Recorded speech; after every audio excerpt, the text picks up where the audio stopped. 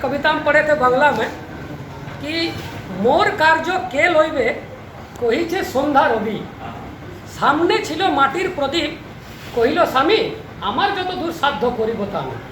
इसका मतलब है कि डूबते हुए सूरज ने जब पूछा कि अरे मेरे जो अस्त होने के बाद ये सारे दुनिया को प्रकाशित कौन करेंगे, तो रुके बना सामने एक दिया थे, तो उसने मतलब जवाब दिया कि प्रभु औरों तो क्या करेंगे उनका तो मुझे विश्वास नहीं, लेकिन हमसे जितना होगा मैं उतना प्रकाशित करूँगा।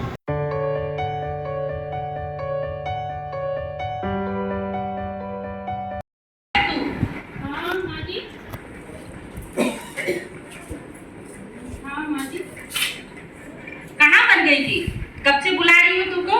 तेरे पिताजी ने जो दहेज का पैसा देने के लिए कहा था वो अभी तक क्यों नहीं दिया? वो कहाँ से देगा? अब तो जानते हैं मेरा बाबूजी इतना गरीब है और ये शादी के लिए इतना खर्च किया और अभी कहाँ से पैसा देगा? तेरे पिताजी के पास जो सुंदर सा घर है उसको बेच के देने बोल। मेरे पिताजी की तो एक ही संपत्ति है, वो मकान, और वो तो अभी गिरवी रख के ही मेरा शादी तैयार किया, और अभी कहाँ से लेके आएगा इतना पैसा? बेटा सुनो इधर।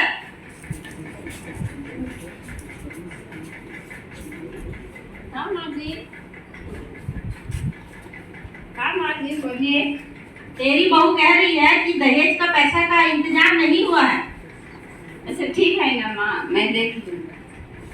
बहू, ए बहू, कहाँ पर गई तू? कितने देर से आवाज दे रही? दहेज के पैसे का क्या हुआ?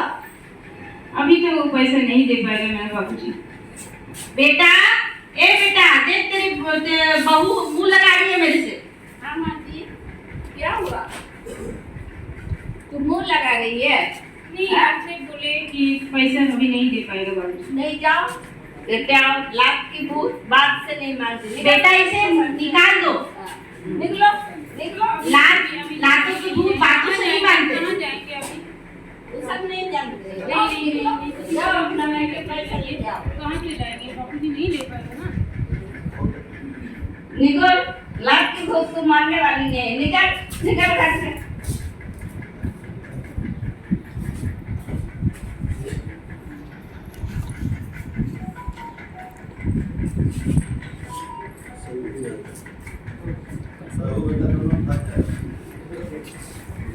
बाबूजी, बाबूजी, बाबूजी, बेटा तुम आ गए?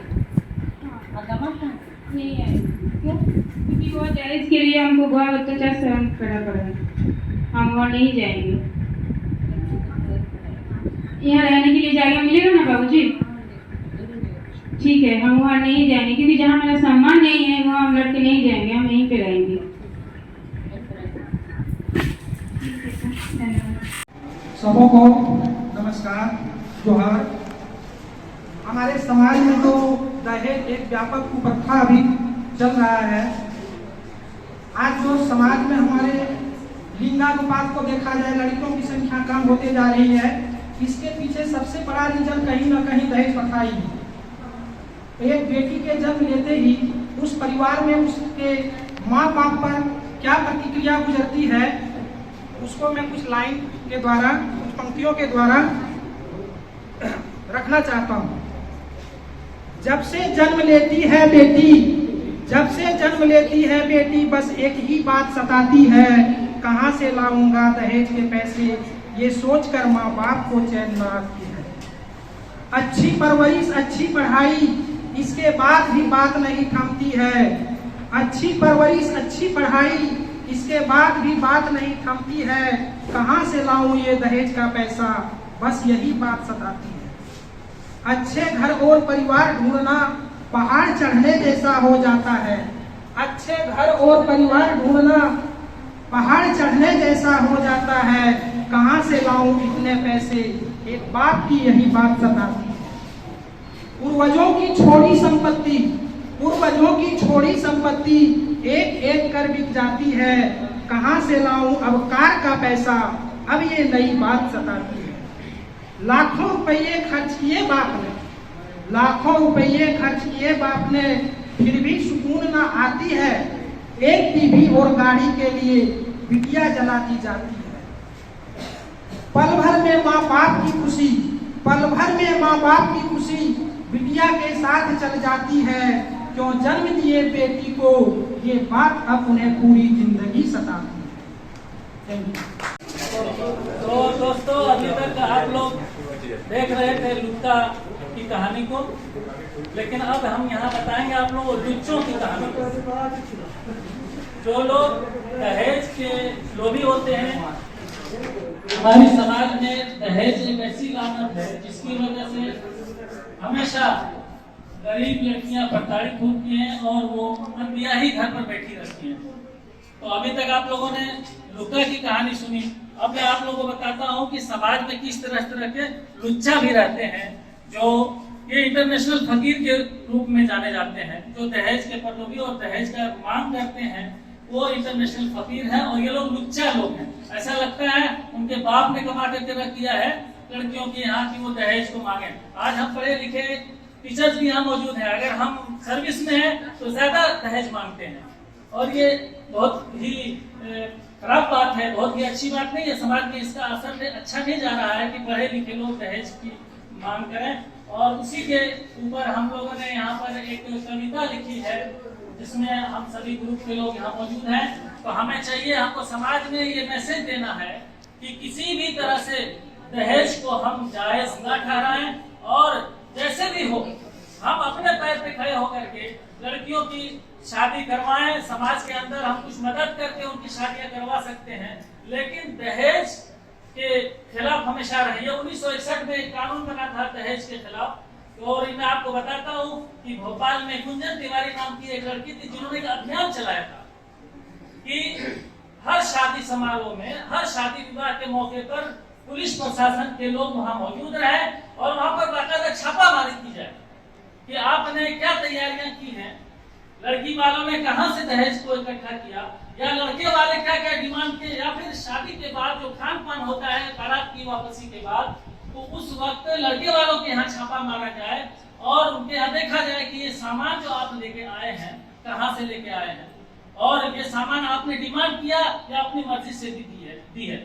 लेकिन ये बात की बात और ये भी है कि हम जानबूझ करके अपनी लड़कियों को दहेज में बहुत सारा सामान देते हैं, तो बेचारे जो लोग दे पाते हैं वो दे पाते हैं, बेचारे वो लोग मारे जाते हैं जिनके पास कोई व्यवस्था नहीं होता, सामान का मुहैया नहीं होता है, जिनकी वजह से ये एक मैसेज जाता है कि सब दे रहा है तो हम क्यों नहीं।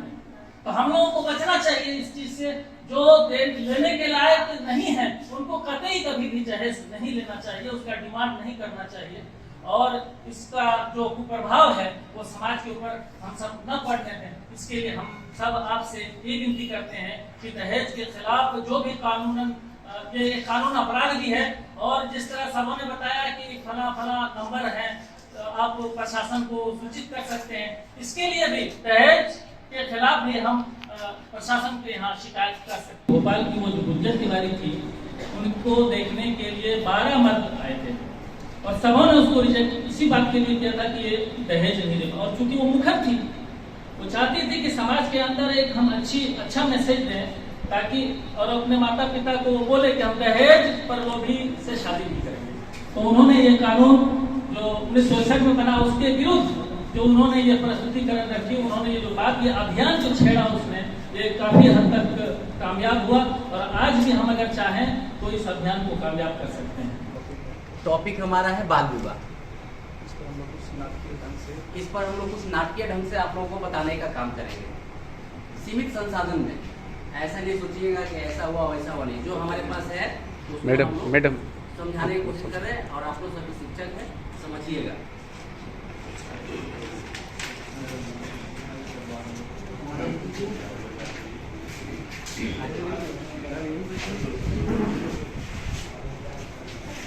जैसे हम लोग जितने भी शिक्षक हैं सबको अलग अलग पात्र हम लोग दिए हैं। राजेश सर जैसे हमारे हैं, इनको लड़की का पिता बनाए हैं, सारिका मैडम को लड़की का माँ बनाए हैं, और वंदना मैडम को लड़की बनाए हैं, और मेघनाथ सर को लड़का बनाया है। स्नेह लता मैडम को हम लोग शिक्षिका बनाए हैं, और विनोद सर को वीडियो बनाए हैं, और पिंकू सर को खाना पढ़वाई बनाए हैं। और इस नाटक के माध्यम से हम आप लोगों को बताएंगे कि बाल विवाह कैसे होता है और इसको हम लोग कैसे रोक सकते हैं। करिए बोलिए। सीमा के पापा, हमारी बेटी 14 साल की हो चुकी है और वो काफी बड़ी हो गई है। अब हमें उनका विवाह कर देना चाहिए। ठीक है, मैं उसके लिए लड़का ढूंढ रहा हूँ। इसके लिए ये भी प्रयास करना है कि हम लोग पहले से लगे रहेंगे तब इसकी विवाह बच्ची की हो पाएगी, और अगर हम पहले से नहीं लगेंगे तो उस बच्ची को विवाह करने में आगे बहुत कठिनाई होगी। जब इसकी उम्र हो गई है तो आप बहुत हमको अच्छा सलाह दिए कि बच्ची का शादी कर देनी चाहिए। समय स्थिति को देखते हुए समय पर विवाह बच्ची की होनी चाहिए। हम बेटी स्कूल से पढ़ कर आ गई है। हाँ, आ गई है। सीमा बेटी,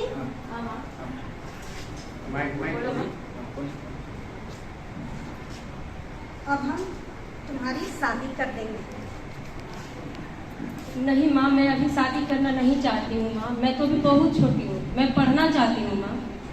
और मेरे मैम ने मुझे ये स्कूल में बताया है कि 18 साल से पहले अगर हम लड़की की शादी करते तो वो कानूनी रूप से सही नहीं है। माँ मेरी शादी अभी मत करो माँ, मुझे पढ़ने दो।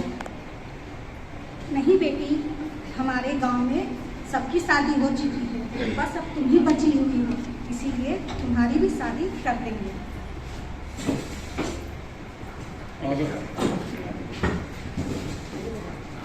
मैम सुनिए ना, मैम मेरे मम्मी पापा मेरी शादी करना चाहते हैं। मैं तो अभी पढ़ना चाहती हूँ, मैं तो बहुत छोटी हूँ अभी।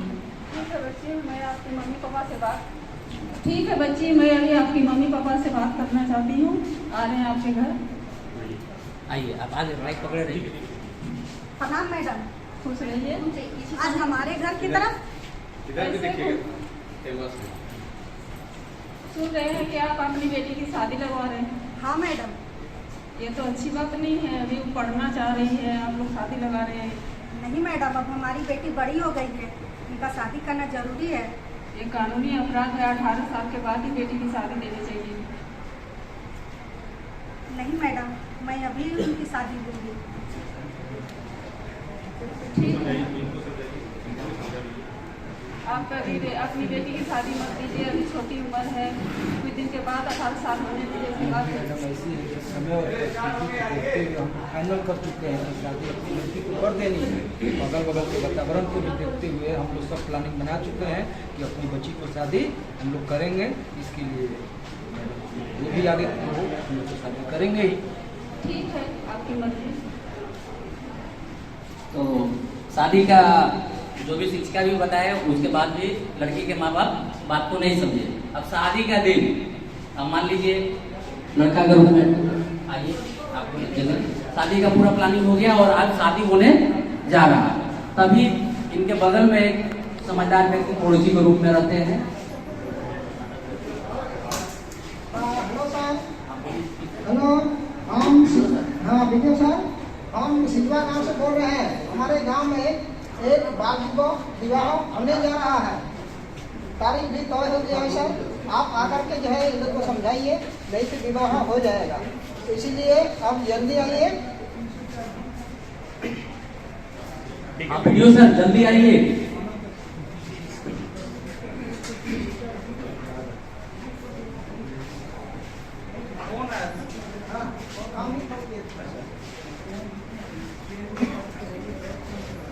देखिए साहब, यहाँ जो है दोनों जो है परिवार अपना बेटी को जो है विवाह कर देने जा रहे हैं, और उम्र भी जो है 18 साल नहीं हुई है। लड़की बोल रही है हम पढ़ेंगे भी, और माता पिता जो है नहीं मानते। आप दोनों को जो है समझाइए सर, विवाह तो तय कर दिया है। लड़की पिता आप हैं, मम्मी कौन है? क्या कारण है कि आप थोड़ा देखा जाए सर, शादी करना चाह रहे हैं?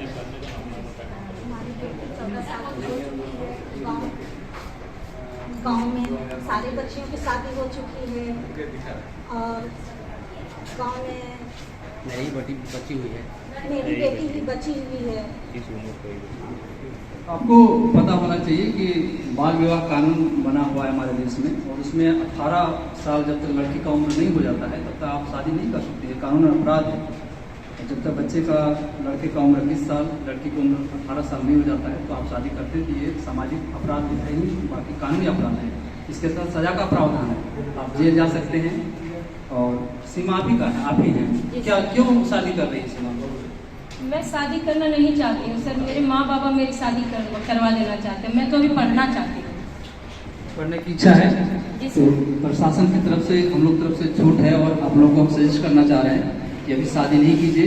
प्रशासनिक दृष्टिकोण से जो भी जरूरत है आपकी बच्ची की पढ़ाई के लिए और उसके रख रखाव के लिए, सामाजिक मंचलों से बचने के लिए, बचाने के लिए तो हम लोग पुरजोर प्रयास करेंगे। आपकी बच्ची होनहार है, पढ़ने लायक है, पढ़ने दिया जाए। हमारे साथ थाना प्रभारी भी आए हुए हैं, कांस्टेबल भी हैं। अगर आप ज़्यादा जोर जुलूम करेंगे अपने बच्चे साथ तो आपको अरेस्ट करके ले जाया जाएगा, आप जेल भी जा सकते हैं। आप समझने का प्रयास कीजिए।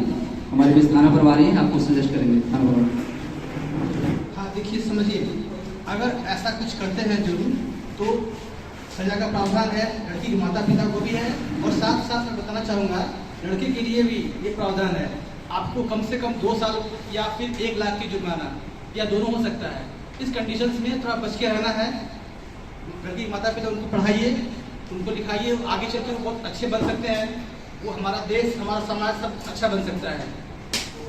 आप ये संकल्प लें कि आज के बाद कभी ऐसा कुछ ना हो और ऐसा कुछ अगर कभी देखें कुछ बाल विवाह के रूप में तो हमेशा आप प्रशासन का सहयोग करें। आप लोग शपथ लें, आप माता पिता दोनों। जी, आप लोग ये शपथ लें कि कभी ऐसा कुछ ना हो करें आगे भी भविष्य में। अगर ऐसा कभी हो तो फिर उसको दिखाना है। शपथ ले आप लोग।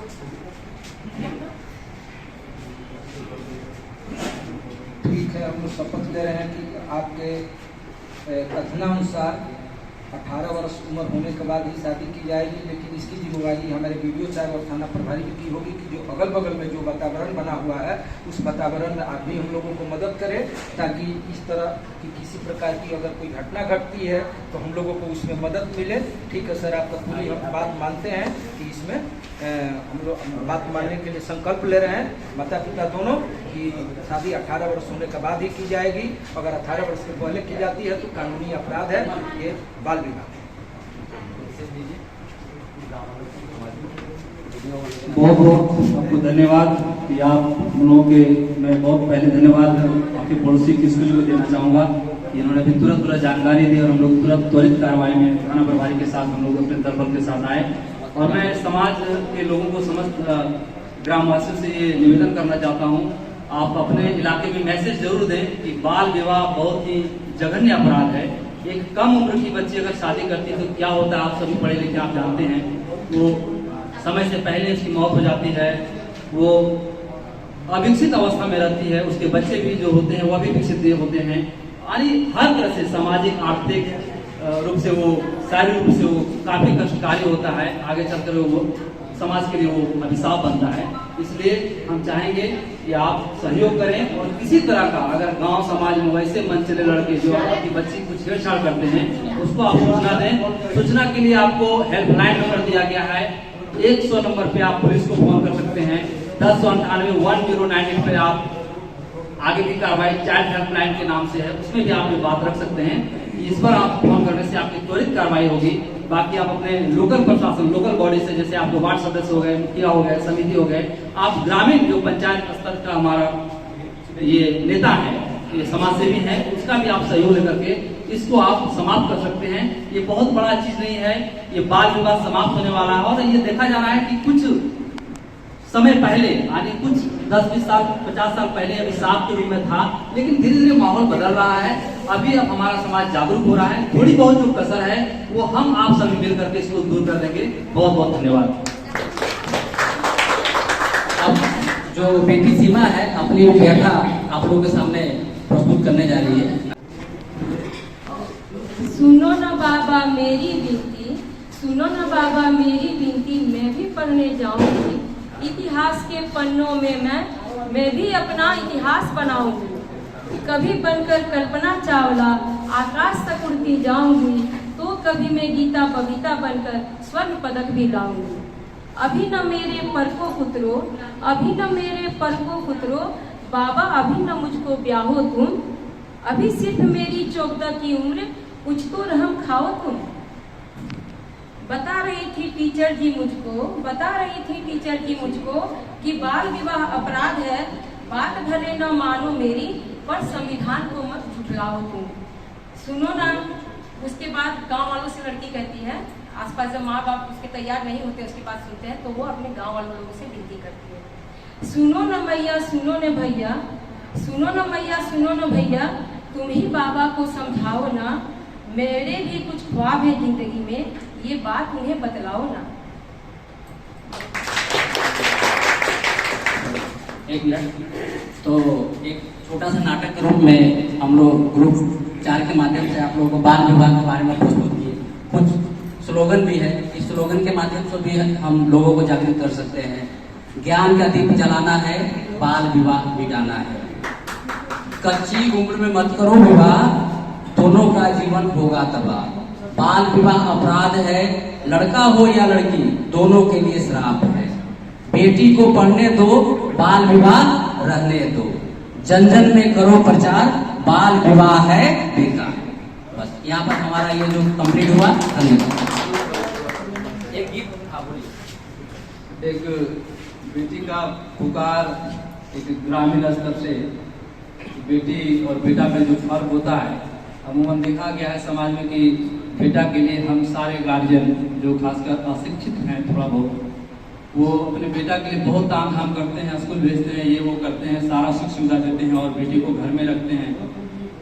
बोलते थे बकरी चराओ, गैया चराओ, बर्तन मेसो, कपड़ा साफ करो। तो बेटी अपने पिता से दर्द बयां करती है 4 लाइन में। मैं बहुत बड़ा कोई कवि नहीं हूँ, ना गायक हूँ, प्रयास कर रहा हूँ। एक बेटी का दर्द अपने पिता के प्रति, या कि मेरा भी अधिकार है। हम कैली कवन कसूर हो, पढ़ैयन से दूर कैले बाबूजी। हम कैली कवन कसूर हो, पढ़ैयन से दूर कैले बाबूजी। घरवा में रही रही बर्तन में सावेली, घरवा में रही रही बर्तन में सावेली। हम कैले कवन कसूर हो, पढ़ैयन से दूर कैले बाबूजी। घरवा में रही रही चुनावा फुकावेली, घरवा में रही रही चुनावा फुकावेली। हम कैले कवन कसूर हो, पढ़ैयन से दूर कैले बाबूजी। घरवा में रही रही गैया चरावेली, घरवा में रही रही बकरी चरावेली। हम कैले कवन कसूर हो, पढ़ैयन से दूर कैले बाबूजी। हम कैले कवन कसूर हो, पढ़ैयन से दूर कैले बाबूजी। धन्यवाद। और मैं धन्यवाद अपने ग्रुप की ओर से मैं नीरज सर को देना चाहता हूं। इनकी त्वरित कार्रवाई थी इस नाटक का जो प्रस्तुतिकरण हुआ, इनका डायरेक्टरी करना, मैं इनको सेलेक्ट करता हूं आज के लिए। बहुत बहुत धन्यवाद नीरज सर।